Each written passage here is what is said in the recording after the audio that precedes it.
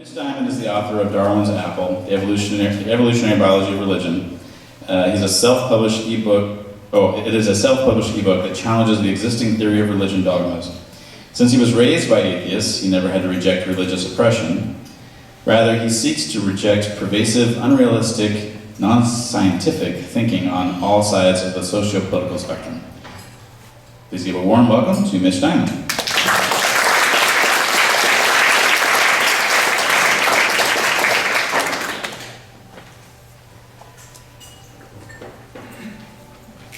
Hi there. Hi. Are we okay? Yes, we are. So, tonight's a little different. When I gave my last talk here some months ago, it was called The Problem with Consciousness. And in the course of that, I mentioned how scientists have irrational biases like everybody else. And one fellow said, science progresses funeral by funeral as the old guard dies away and allows us to move on and progress. Okay. This endeavor is an experiment. We're going to have a lot of discussion. It's not about me so much presenting, although I will take an opportunity at the end to talk about some stuff. Tonight's lineup: Jared Diamond on art, Steven Pinker on music, and Richard Dawkins on religion. We'll see how it goes. So we're going to look at what they have to say. I'm going to take, each one gets a slide and some bullet points, which are mostly lifted from their books. And then we're going to throw it open to the gang here and see if you guys have any opinions. In this group, I don't know. It's not like there's a lot of opinions here. So we'll just see. You know, who knows? It might be a big flop. But my sense is that there's some issues that these scientists have with their beliefs about some scientific perspectives. So we'll give it a try. I'm going to time it because obviously, well, I shouldn't say obviously, it's possible that in some cases it might go on and on and on. So we're going to set a 15-minute time limit. I'm going to try and run through each slide in about a minute, which gives you about 14 minutes or so. And Brian is going to, give everybody a shot. So try and remember that, depending on how many people have something to say, we want to share that opportunity, so keep it succinct as possible. And then at the end, I'm going to give 2 slides to have my say. All right? Let's see here. So I have my timer here. Let's see. Well, we might have something else. Okay. So I also want to say that, all these scientists are good scientists. Don't get me wrong. I agree with most of what they say. But that doesn't mean that everything they say is solid gold stuff. All right, so we're going to have a couple minutes to present, and then 12 to 15 minutes. We'll try for 15 minutes and see how it goes. Put on your thinking caps. You might disagree completely with what I'm intimating when I, read off. There's some kind of prejudicing the well, if you will say, by the what I'm going to put up there. So we'll see how it goes. All right, so the first one is the purpose and function of art. And this is lifted from a chapter by Jared Diamond in his book, The Third Chimpanzee. Oh, got to start it here. All right. 40,000 years ago, we think they have evidence that art was happening. It's probably longer, but that works. He says, the male bowerbird attracts females by collecting colorful objects around its bower, its hut or nest, which he studied in New Guinea. And he's going to make the connection that, we'll just hold that thought and you can see why. He says, why art provides aesthetic pleasure is unanswerable. But he says, I suspect that many humans who claim to get pleasure from art are just putting on cultural affectation. He says, art is evolutionarily adaptive because first, art often brings direct benefits to its owner. It's not just a joke that a man bent on seduction invites a woman to view his etchings. In real life, dance and music and poetry are common preludes to sex. Second, much more important, art brings indirect benefits to its owner. Art is a quick indicator of status, which in humans, as in animal societies, is a key to acquiring food, land, and sex partners. Art is a coin of sex. So, for Jared, art is adapted for reasons of sexual selection. Here's the caveat. We will see caveats every step of the way. What about all of us who just enjoy art without converting it to status or sex? What about all the artists who remain celibate? And the way he deals with that. Such expansion of artistic behaviors, far from beyond their original role, is typical of animal species whose foraging efficiency gives them much leisure time and who have brought their survival problems under control. Animals with leisure time can channel into more louder signals to outdo the next guy. Those behaviors may then come to serve other purposes. To maintain that art is useful isn't to deny that art provides pleasure. Indeed, if we weren't programmed to enjoy art, it couldn't serve most of its useful functions for us. All right. So, Brian, you're on. I'm going to try and write here what you're saying. We'll see how that goes. I'm not much of a... Does anybody have any opinions? Is art, in fact, sexual? That's pretty much what he said. Tom. It seems to me that there is some evolutionary basis for art, and that possibly may be that symmetry has a purpose, for instance, in evolution.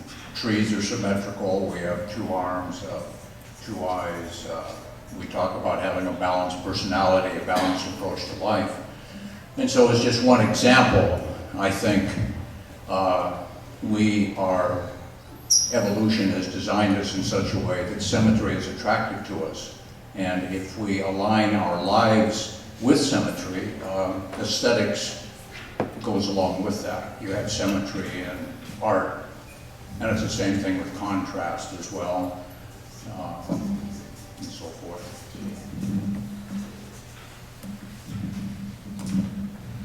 Well, it seems obvious to me that art is pleasurable in its own right and not just as a means to get something else. In the same way that smells and scents of a cooking meal, sure, those smells are going to draw you in to find the food that's going to sustain you, but the smell itself can be very pleasurable. And so I think he's being a little shallow to say that it's really only for the ends. I do think that along the way, there's a benefit just from the art itself. Art is also a form of communication that may present ideas amongst people so that they can build up a culture. I like sex as much as the next guy, but that's not always what's going on. Oh boy, now we all kinds of hands up. So one thing that wasn't mentioned here, this whole slide seems to be the pleasures of looking at art.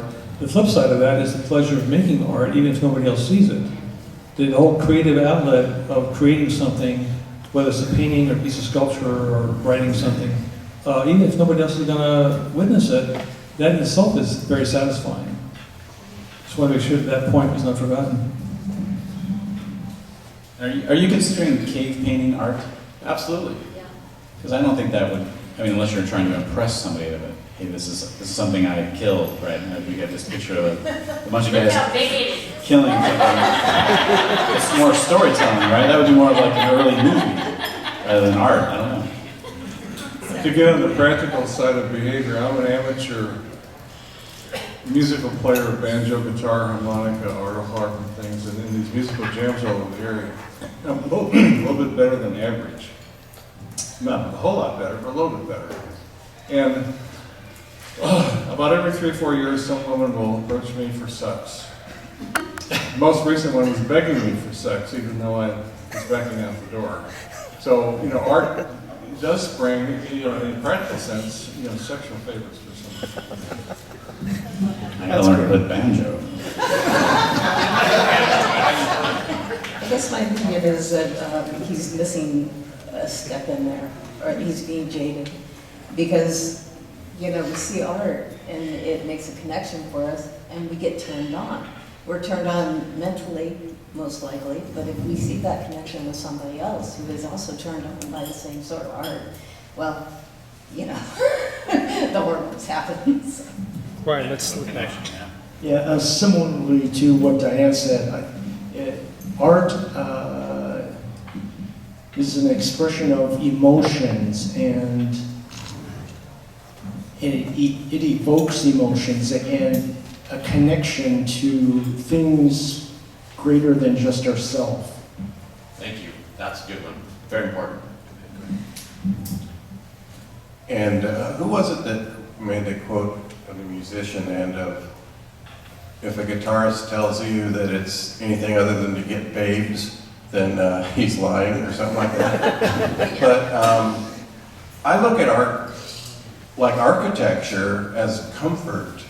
And people, we seem to build things that provide comfort, and interior decorating provides comfort and relaxation. On the point of creating art, I think it's kind of makes us feel like God in a sense, because we're able to create like many people think God created. And so we're able to imitate life, make movies, portray stories. And so I think it gives us a sense of power. I think that the involvement of sex there is a good insight. But I also think that there's a human need for orderliness, and when we look at buildings, for example, we can say that building is ugly and it's off-putting, or it's a handsome, good-looking building. That would really have not very much to do with sex. It might have something to do with where you wind up living, your habitation.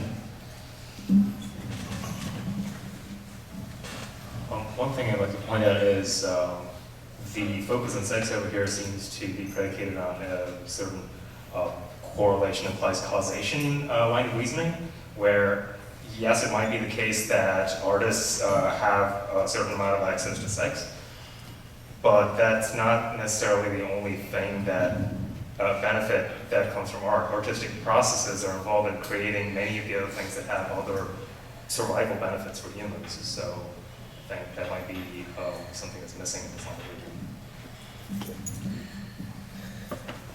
For some people, art is a good way to express their ideas that they can't do in normal means. For example, writing, something that's hard for people.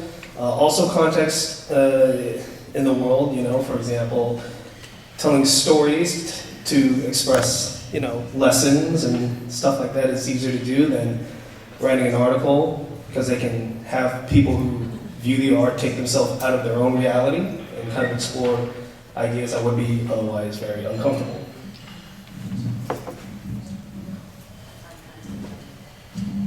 Do women do do art to get sex like men? Thank you. I was waiting for someone to go there. Women, come on. Help me here. They got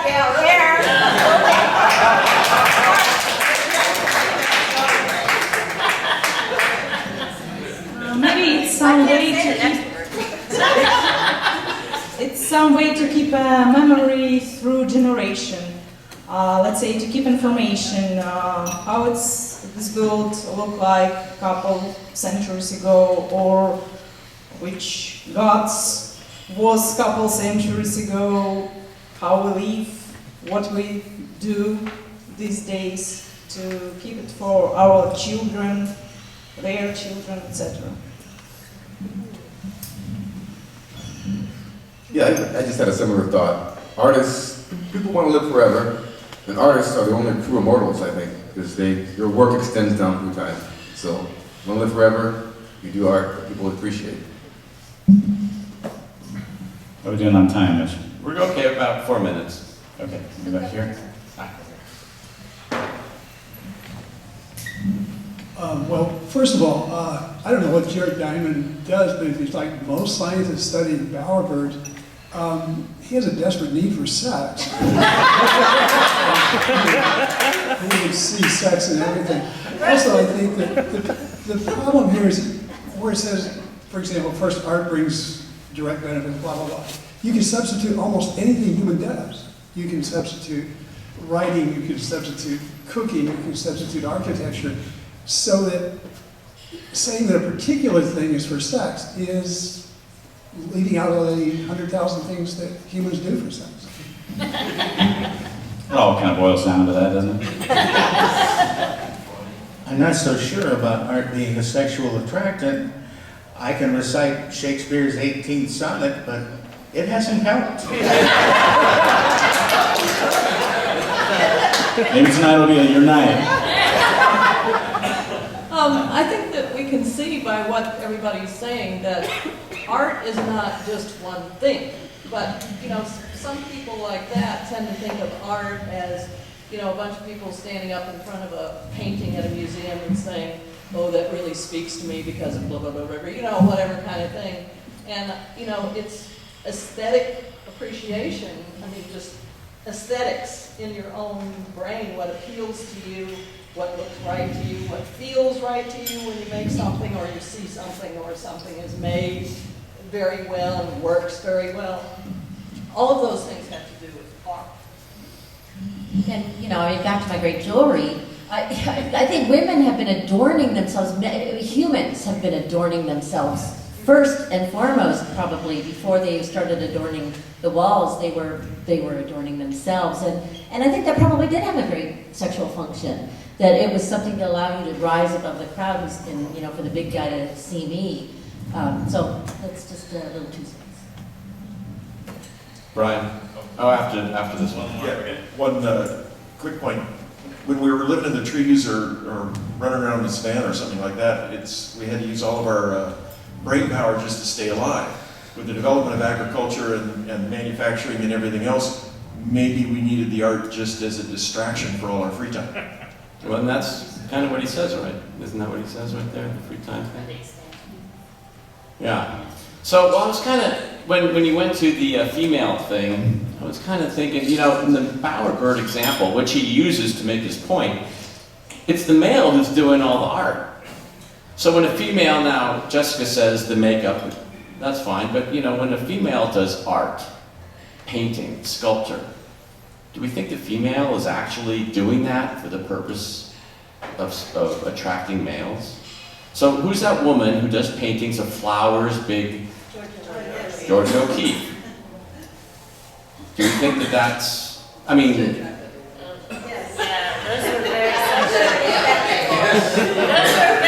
yes, they were, but was that her,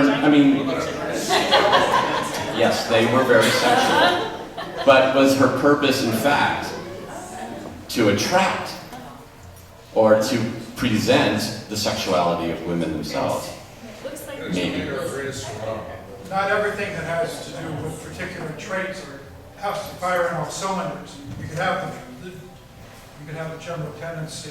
You could have the general tendency to do art for sex, or for sexual favors, but it could also boil over into other areas that are not necessarily for sex. That could be part of the drive in general. So not everybody who's doing art does it for sex, but that could be part of it, but is a general trend in our brains. I think many things. Sex is one of them, but it's the idea that there's many things going on with art, and sex is just one of them, suggests to me that sex isn't really the thing. There's something greater that subsumes, and that's our time right there. So, cool. I like that. Take this off.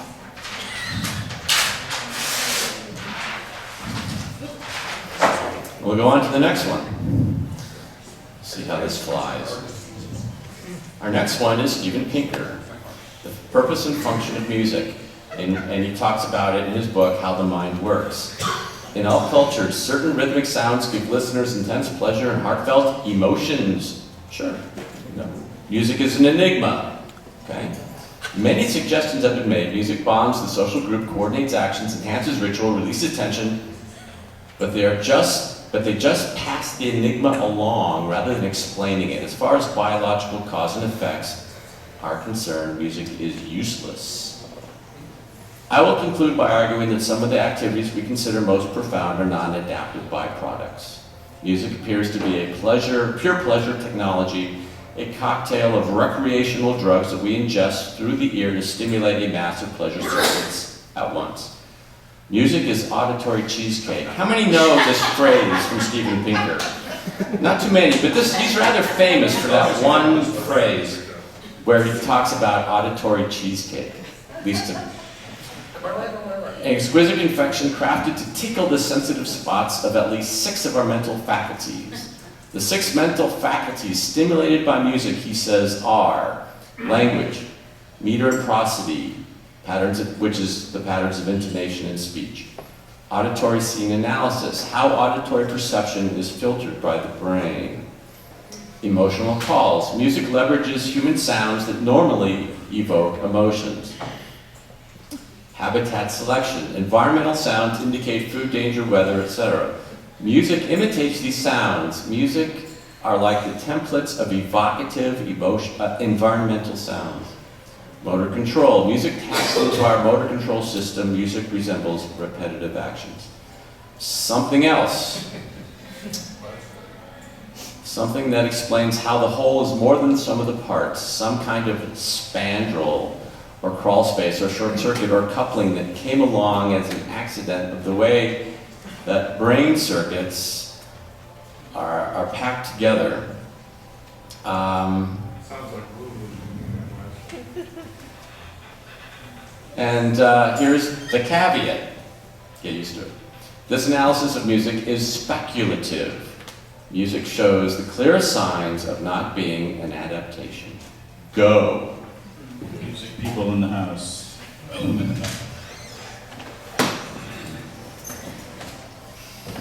Yeah, I agree. Like many animals that make noises that communicate with each other. Humans are social animals, and back in hundreds of thousands of years ago, back before we had language, I think that humans made noises together to create social bonds.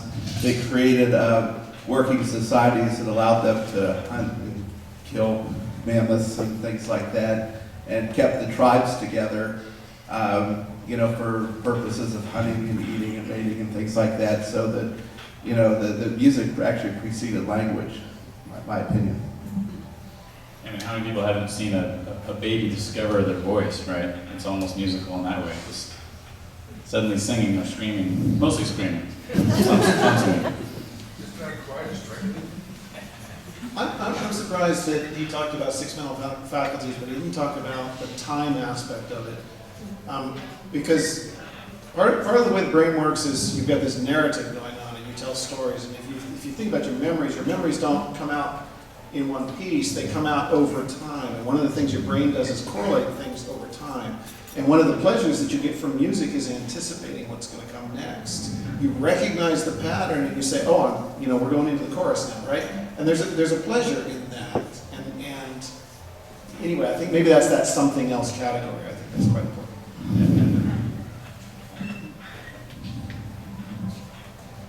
Something else, but it doesn't sound like we really know. When he says something else, it's like there's something else out there that we haven't figured out.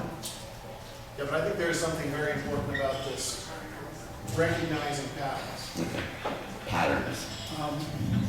Humans make music, and humans are social animals, and the animal that has very similar structure is the wolf. And wolves howling could be interpreted as music. Music bonds them together. Also, there's a big difference here between music, as this is obviously music, and art. Because when we talked about art, we went immediately to the physical aspect. And music is very temporary. It's just the instant that it's played, it's gone. And I don't know what that means. I think also like music kind of transcends language too, right? Like it's universal in that sense. So, I mean, we sent out into space music, right? We're hoping that would show our intelligence. I just sort of jotted down a few bullet points along the way. Maybe some have already been said, but I actually write instrumental music for TV shows and movies and things, and I'm involved in the industry. I make instrumental music to evoke emotions, to underscore, particular scenes. really, really emphasize that. I think the scene is worthless without the music. It makes myself feel really good when I make something that somebody else loves, even when there's no money attached to it. That's like the ultimate praise, I guess you could say. I'll take whatever income will be attached to it. It's a great money-making opportunity for anyone who's lucky enough to be involved with it. And I disagree. I think it's not temporary. I think it's timeless. You can recall that music anytime you want if it's recorded. Go down memory lane anytime you want.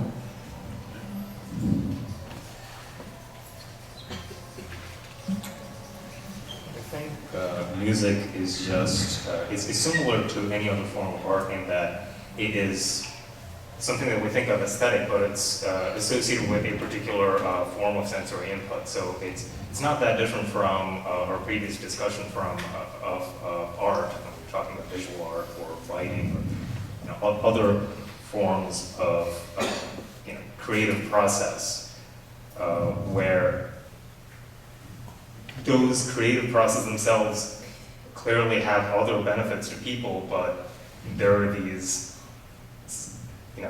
aesthetic side effects, and we call them aesthetic because it's not immediately obvious to us why they're there, but I'm quite sure it can fit in with everything else. Well, so it's interesting that, he's basically saying a couple times it's a non-adaptive byproduct, but you're saying social cohesion, I'm not sure, but is it really non-adaptive? Is it not helpful? It's just sort of somehow tapping the pleasure centers accidentally, but it doesn't really do us any good necessarily. So I was also thinking music makes us want to move, and I believe without movement, we eventually just rot away. So I think it's very important to want to move your body and feel compelled to move. Science.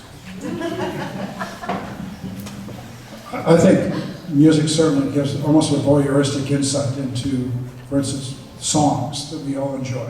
A communal song, we can sing along with a singer and share the emotions being put forth by the singer.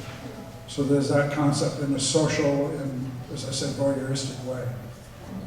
How many people, you go to a concert, people sing along with the singer.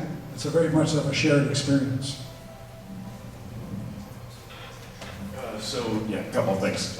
We're not the only species that sings. There's, birds and whales and lots of other things that make music for some reason. We also know more about how the brain works than possibly Steven Pinker did when he wrote that down. And it wasn't that long ago. Memories are created by reinforcing brain pathways, right? Say that again? Memories are held by reinforcing brain pathways. So in order for a memory to be held, you kind of have to think about it again and reinforce it. And music, by its structure, I think aids that process. What did Shakespeare call the chroniclers of our times? The actors who were actually the newsmen of the day. It was easier to learn a song to get the information that you needed than it was to just hear the story and try to repeat it back if you wanted to maintain its accuracy. The song, because it has structure, holds together better than the story does. And of course, rock stars get laid. Yeah, I was going to say, if a group of people, in front of that person's society, we get together, we do something that makes us all feel good, that in itself has survival value. It's a bonding thing, and we need that. As for what it is that bonds us, I don't know if that's important.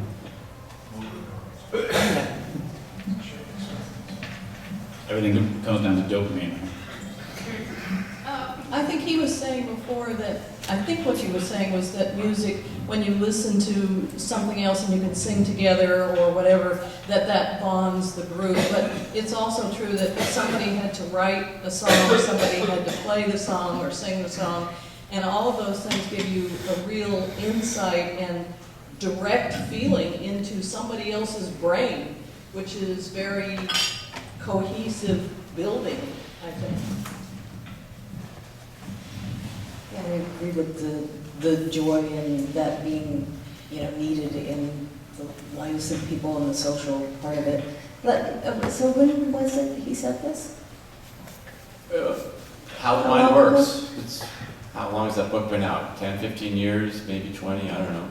Okay, I do remember, at some point hearing that we also learn mathematics better if we've had a musical background, etc. So I wonder how that fits in. There wasn't an experiment done with memory, like if they hear music, it stimulates the mind before you do the experiment, and you actually do better on the test after you listen to music. Yeah. I think brain games come to this. Yeah, brain games just happen. Yeah. Music is used a lot in advertising too. Jingles are used to help cement the neural pathways that keep you remembering things. I can still remember the telephone number of Hilton Hotel because of a silly jingle. So, I mean, everybody picks up things musically like that. You gonna sing the jingle? All right, yeah, hum your favorite commercial.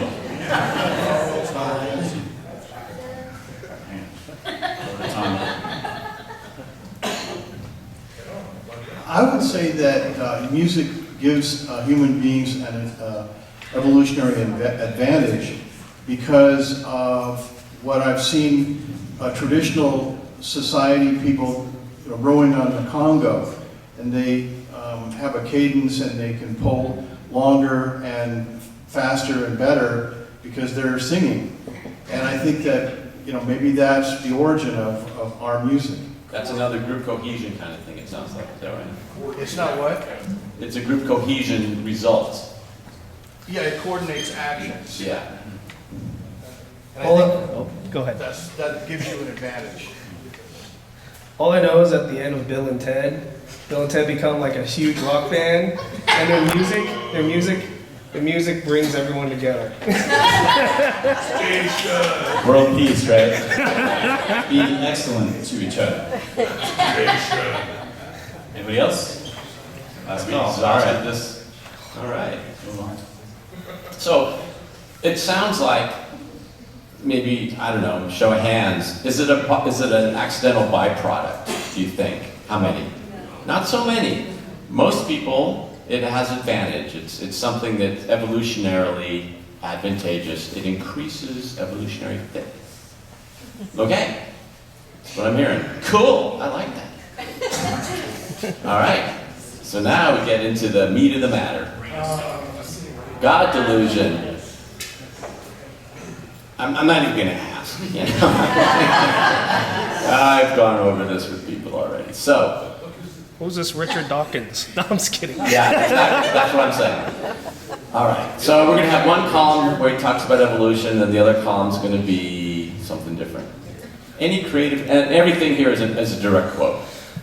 Any creative intelligence of sufficient complexity to design anything comes into existence only as the end product of an extended process of gradual evolution. Yay. Darwinian selection habitually, this is important. Darwinian selection habitually targets and eliminates waste. Nature is a miserly accountant, begrudging the pennies or watching the clock and punishing the smallest extravagance.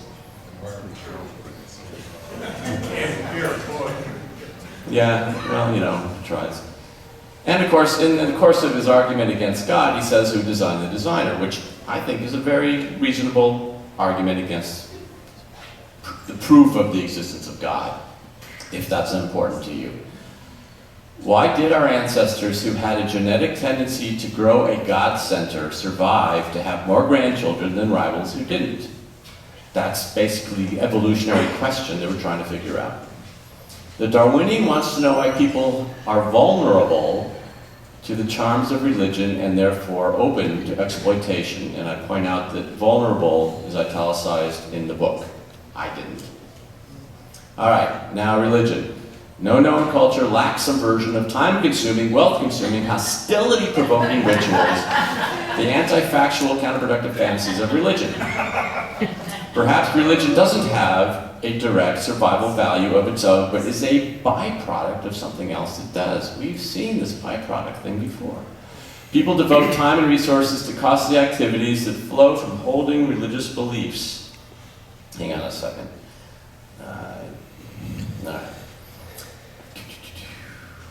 The inevitable byproduct of trusting obedience to parents and elders, I had to sort of lift that in order to make the sentence work, is vulnerability to infection by mind viruses. So if anybody who's read Dawkins' attitude about God is familiar with these arguments. Religion can be seen as a byproduct of the misfiring of several of these brain modules.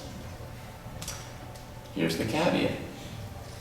The details of religion as byproduct are various, complicated, and disputable. So, how many people read God Delusion? Wow, nice. How many of you remember that last bullet point? You remember a lot of the other stuff, but you know, you tend to forget that he's weak. But okay, enough about me. Go.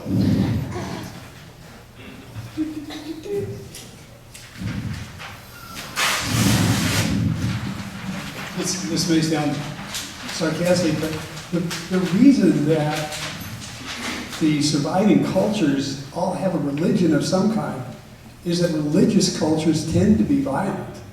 Non-religious cultures don't care. And a violent religion, or a violent culture, those folks can declare war and take over an area and introduce their religion, and it goes that way.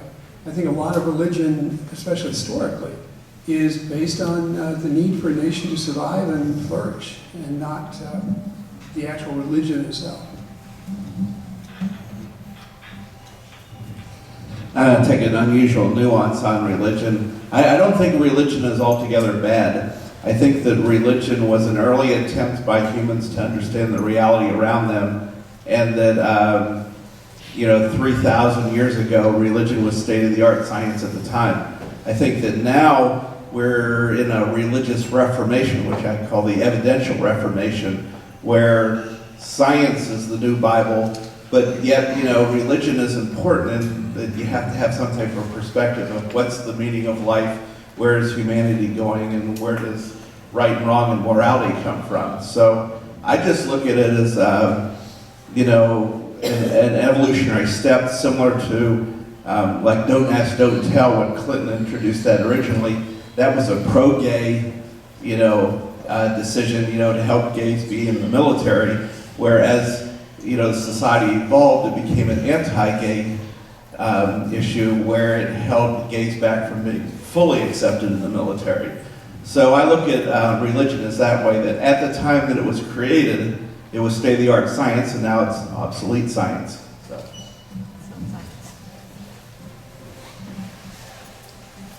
I think religion allows people to be intellectually lazy and not to have to devote time to questions that most of them don't want to devote time to. In the same way that most people don't learn much about science because you'd have to devote a long period of time to it. So if you can simply accept received wisdom, things are simpler for you.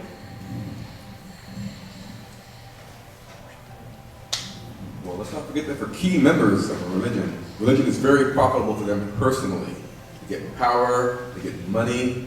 It's a great way to, that's a big aspect of how religion came about, I think. It's a good career choice. I'm sorry, I need to address two statements. First is that religion is, I'm sorry, what was the exact wording? That intellectually lazy. I think that there's a lot of intellectually serious philosophers who would disagree with that. The second, in non-religious societies not being violent, I'd like to remind you of the Soviet Union, which was anything but not violent. So going back to this though, the problem is that the same goes for art and music, by the way, that we don't really have a comparison. if you want to state that religion is or not an evolutionary necessary thing, you would have to find a counterexample, a control group, and show that lack of music or lack of art or lack of religion somehow inhibits evolution. But we don't have an example like that. So not exactly sure how to decide these questions other than we can argue about it, but I don't think that this is scientifically debatable.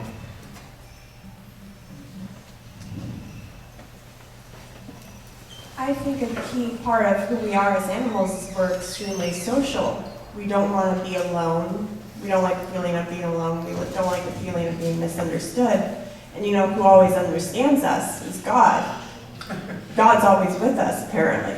So why wouldn't we want to have an imaginary best friend that's always on our side, that's always there for us? First off, by the way, this is very tricky. I like what you did there to music and art. These things are they useful? Are they not? And now we're at religion. It's very nice. I see what you're doing, Mitch. Anyways, I think the core difference is, the core thing is, I feel like religion, kind of like art, is some level of expression. Like, they don't know how to express something. We need to express it. Some people use a painting to express an idea, to express, I can't think of words right now. Oppression in a place where you can't just say it. So you do it in art. And then perhaps for religion, it's kind of a way to, get some control in a way where perhaps other means are not, appropriate. The only thing is, there's like a harmful element with the religion, where it's not as harmful with music and art. And I think that's where the disparity comes from. But I don't know. Maybe someone smarter will figure it out. Well, I think you're right, because it's about, there's a personal self-importance that attaches to religion. Like you kind of feel like you're chosen in a way, right? You've been given this blessing or whatnot, and somehow you get a group of those people together who feel that they are somehow better than everybody else. That can cause some problems. Mm-hmm. At first I agreed with the lazy intellect opinion, but then I started to think that religious people have to make a lot more effort to hold on to their beliefs than I have to not believe, which is sort of the other side of the coin. And the philosophers, those would be the leaders who rise to the top, and I do believe there are masses of people who don't have to think and like that, and if they are careful not to think, they can go ahead and follow the path. But if they start to think, that's where they have to start putting their effort into holding on to the beliefs, and that is not necessarily an evolutionary advantage, because it takes away from your efforts of survival. A person who lacks religion, again, speaking for myself, it takes no effort for me not to believe. And I can spend all of my time pursuing what makes my survival pleasant and not have to spend any time trying to maintain a belief in my God. I just want to reinforce what Jessica just said. Richard points out time-consuming, wealth-consuming, anti-factual, counterproductive. Religion is evolutionarily expensive. Well, I think practically everything we do, everything we think has some kind of basis in evolution. Abraham Maslow talks about the will to meaning. Nietzsche talks about the will to power. To me, I think there's a will to unify as well. And I think that religion meets all of these needs that we have. And we also have a dualistic way of thinking, which we have a drive to simplify our life as much as possible. And it's difficult for us to see nuances and shades of gray. And religion provides the dogma that provides people with simple explanations for everything in existence. And people have basically an inferiority complex and a superiority complex at the same time. And both of those needs are met by religion. On one hand, we want to be associated with power, and religion does that. We have a God on our side. And we feel basically weak inside, but it makes us feel powerful when we're associated with the right religion. So it meets all these needs and more. So first, for the concept that communism is not a religion, it is what's called a political religion. It has its saints, it has its holy books that are not, either of which would be to be contradicted. So many people classify communism and other dogmatic thought like fascism, Nazism, as political religions that have many of the similar aspects of it. You just have to follow down this path. What Jessica said about easier to maintain your non-belief, it is later on, but initially for many people, it takes effort to go out and learn how the world works. Once down that path, it becomes an easy path. But at the beginning, it can be a lot of work. It's often easier for people to simply accept the religion that they're told that they're raised in. As many of you who have left a religion know, it can be enormously difficult. Some people are unable to climb that ridge and get over the other side. So there are many aspects of it. We've forgotten one point. We talked about the violence of it. It certainly does help for a violent society to have warriors who believe in an eternal afterlife. Not just an eternal afterlife, but an afterlife where they are heroes, where they get special dispensation, 76 virgins, whatever. Not only that, but often for their family members. So you just go blow yourself up and kill the Sunnis or Shia or Christians or atheists or whatever. And not only do you get into heaven for eternity of happiness, but your relatives all do. So those are extremely powerful concepts. All people have to do is take on these thoughts. Just do this one little thought concept and put it in their brains and get this enormous wealth that don't cause them to question anything else. I think religion is an extension of childhood, and in childhood it is to a child's evolutionary advantage to learn from his parents, his or her parents, to unquestioningly learn from what adults tell them. What do they know? A kid has to, in order to survive and thrive, get information from adults and from older people in his or her environment than herself or himself. So those of us who are thinking people eventually can outgrow that, but it makes sense from an evolutionary perspective that children really need a long time to be dependent and a long time to learn from the adults, and that God takes the place of the parent in adulthood. It's just an extension of childhood. I was thinking, in most of human civilization, if we weren't scientific people, it was probably a lot more important to agree with your neighbors and not to argue with them than it was to have a good view of, does the moon go around, does the earth go around the sun, or the sun go around the earth? You might be able to figure that out, but no one would care. What they care about is that you're the odd one. You're not in agreement with anyone. It is great. Kind of along these same lines, not everybody can know everything right away.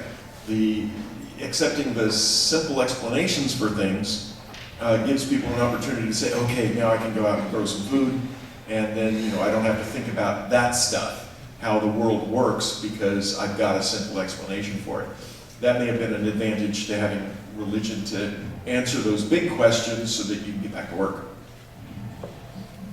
We're running out of time, but that's what I was going to say, is that people find it very uncomfortable when they don't know things, and they don't. But there's a desire to know things. You have, I need to know what's out there.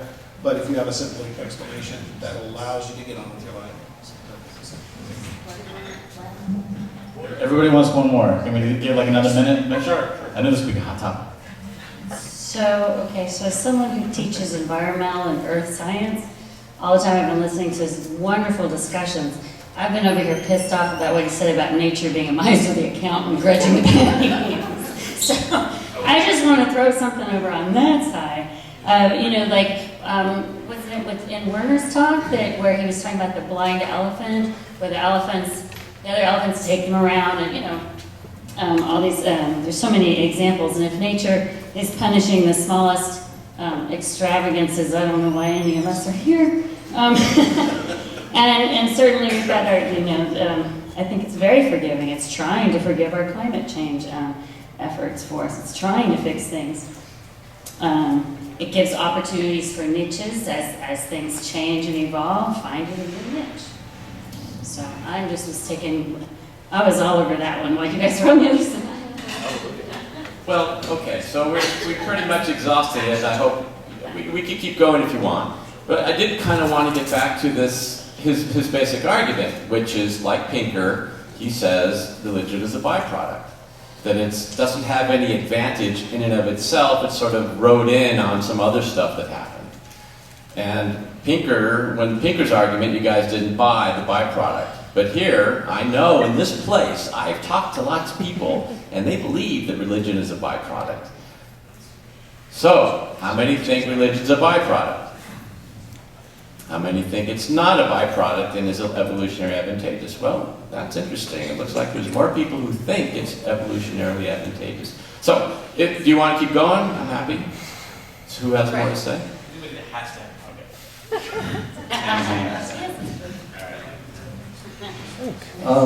My take on religion is that it provides a storyline which tells us where we came from, why we're here, and where we're going, and provides, in a cultural sense, a definition of us versus them. So us, we all share, in some sense or another, we all share the same religious sensibility. It could be a series of different cults, as was common in the Roman and Greek period, but they all focused basically on the same definitions of the gods that they were worshiping, and a hierarchy of those gods. But again, from my perspective, especially in the monotheistic religions, it's very much us versus those who are not us, or them. Okay, I'm just going to do people who haven't had the chance to get the mic yet.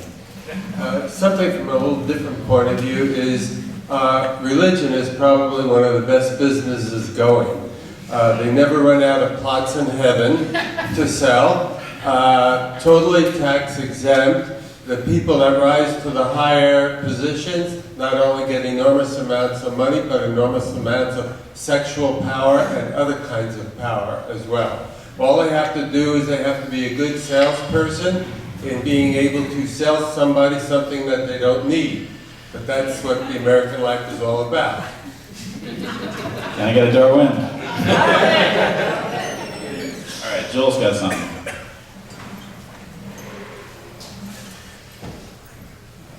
I think there should be a distinction made between religion and a belief in God.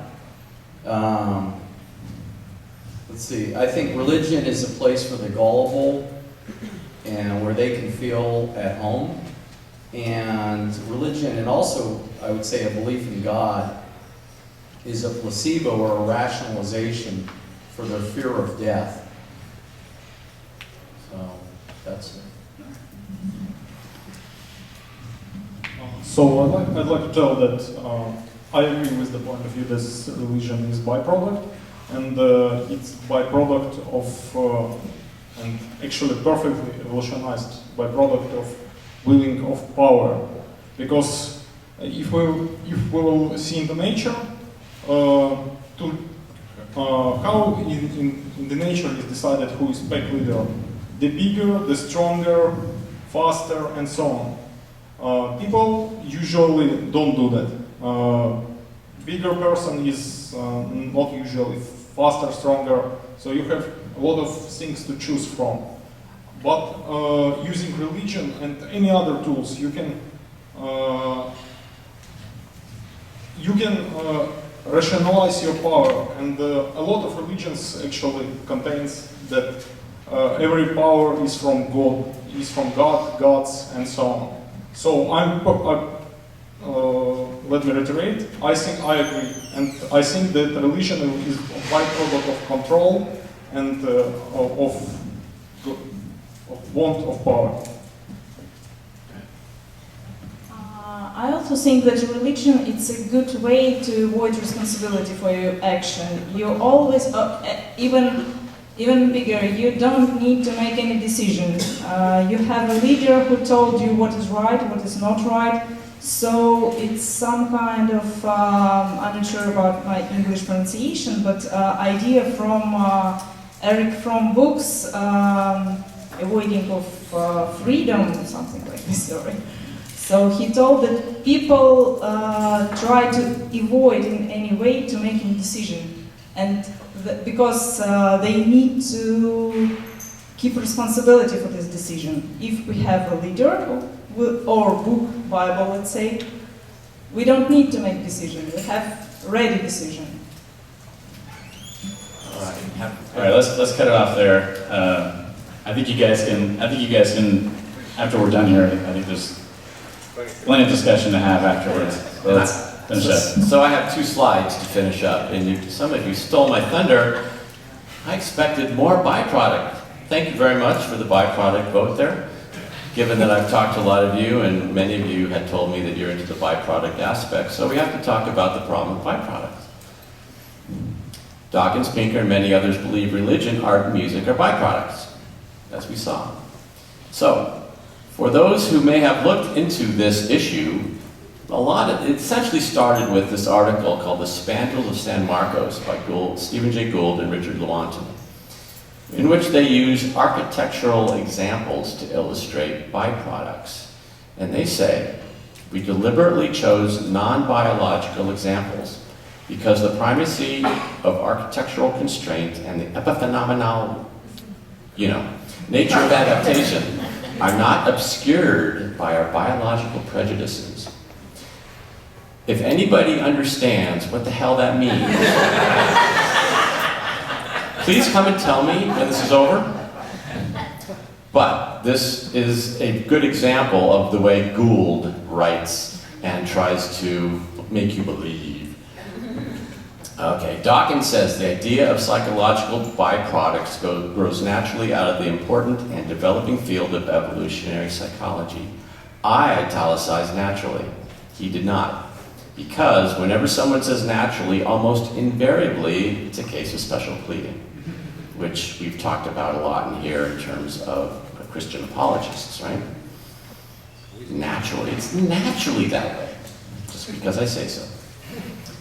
But it does give an example of an animal byproduct behavior. A nearby candle will steer the moth into the flame. And that's actually reasonable. But I'm going to take a little deviation here. He also, in God Delusion, talks about the concept of group selection, which is, we're not going to get into too much, except he says, mathematical models come up with special conditions under which group selection might be evolutionarily powerful, which are usually unrealistic in nature. And he says, those of us who belittle group selection admit that in principle it can happen. The question is whether it amounts to a significant force in evolution. Why do I bring that up? Because all you do is replace byproduct theory with group selection, you have exactly the same issue. Is it real in nature? Does it have any significance evolutionarily? Well, how would we know? To take it seriously, you would expect that there would be hundreds of articles in the scientific literature that would explore and define it and provide many examples, especially non-human behavioral byproducts. In any scientific endeavor, shall we say, there are, in the scientific literature, hundreds and thousands of articles that pick apart every little minutia part of the scientific question at hand. Byproduct theory for non-human biological? Not zero, a handful. A few. Literally less than 5 that I've been able to find. And half of them argue that byproducts is a ridiculous argument.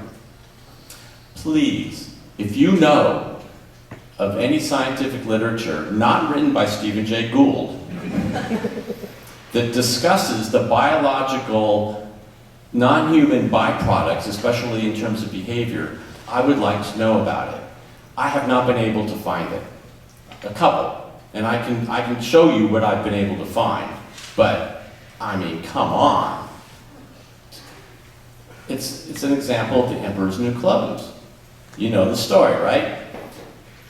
The tailor pretends to make this very fancy outfit for the king, and the king buys it in the mythology, and he's walking naked, and everybody's going, well, it's the king, so, oh, it looks great, right? But the little kid says, he's not wearing any clothes. And this is the example. There's a few scientists, I should say more than a few, who voice this byproduct concept, but there's nothing there. There's no there. So, people concoct byproduct theory to explain religion, art, and music, just as people use religion to obtain answers for what I call the existential questions. Many of you alluded to that tonight. Religion answers questions that we can't know or don't know for whatever reason. Well, guess what the scientists do? They make up stories too, that don't have any basis in science, or at least until they provide a good body of science. I'm certainly open to it. Please show me. Show me the science. Sorry, thanks for playing. All right, so enough about byproduct. We're just going to knock it off with this. So the last time I talked was about the problem with consciousness. I'm just going to just throw some stuff at you. Dawkins says our innate or native dualism and teleology, the perception of purpose and causation, predispose us to religion and is the basis for belief in soul and God. And actually, a number of people alluded on one of these along the way to the idea of dualism. Dualism, the idea that the mind, soul, inhabits the body but is separate from it. So when you die, your soul continues to live on in some other form. In a seminal study by Nisbet and Wilson of people's ability to know their own motivations, in other words, the causes of their own behavior, they concluded the accuracy of subjective reports, in other words, people's insight into their own motivations, is so poor as to suggest that any introspective access that may exist is not sufficient to produce generally correct or reliable reports. Secondly, rather than basing interpretation of action on internal cognitive processes, people base their reports on implicit a priori theories about the causal connection between stimulus and response. In other words, historical biases, and that's historical for the individual, their conditioning, and heuristics, rules of thumb, create the self-perception of causation. People convince themselves they know why they do stuff. Thirdly, even when perception of cause is accurate, it is not due to direct introspective awareness. Instead, they are due to the incidentally correct employment of a priori causal theories. Sometimes people get lucky when attributing reasons for their own behavior. Dawkins is right about dualism and teleology leading to religion, but for the wrong reason. Instead of byproduct contortions and machinations, we must assume the major components of human physiology and behavior are adaptive and selected for. Religion, music, and art, which are ubiquitous over time and geography, must be assumed to increase evolutionary fitness. We just haven't figured out why yet. Or do we change the rules of evolution when the going gets tough? Or to generate answers to assuage our distaste of the unknown? Had quite a bit of that. Thank you very much. I hope you had a good time.